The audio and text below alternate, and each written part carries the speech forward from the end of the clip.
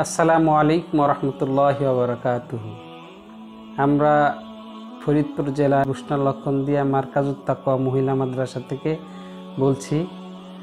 আমাদের মাদ্রাসার পেজ থেকে কিছুদিন আগে আমরা একটা লাইভ ভিডিও দিয়েছিলাম যে আমাদের এখানে প্রায় 11 জন এতিম দুস্থর রয়েছে।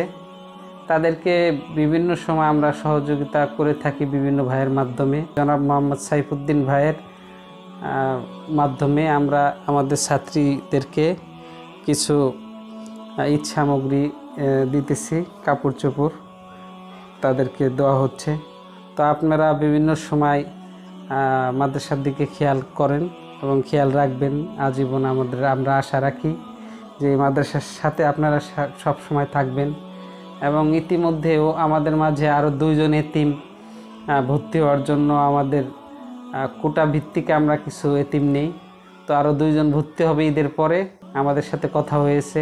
13 জন ছাত্রী পিছনে আমাদের প্রায় 3,12,000 টাকা খরচ হবে।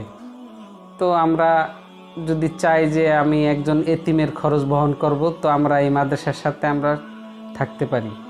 এই মাদ্রাসায় সার্বিকভাবে সহযোগিতা করে এতিমদেরকে পড়ালেখার সুযোগ করে দিতে পারি আমরা। আলহামদুলিল্লাহ, এখন আমরা আমাদের ছাত্রীদের মাঝে ঈদ বস্ত্র বিতরণ করব। এখন আমাদের মাদ্রাসায় সবচেয়ে থেকে ছোট এতিম বাচ্চা, আমাদের একদম মাসুম বাচ্চা, একদম আনিশাকে আমরা তার ঈদ বস্ত্র দিচ্ছি। এখন আমাদের মাদ্রাসার মৌলানা বিভাগের ছাত্রীকে তার ঈদের হাদিয়া দেওয়া হচ্ছে। এখন আমরা মুনকে দেব মুন ঈদের হাদিয়া মুনকে।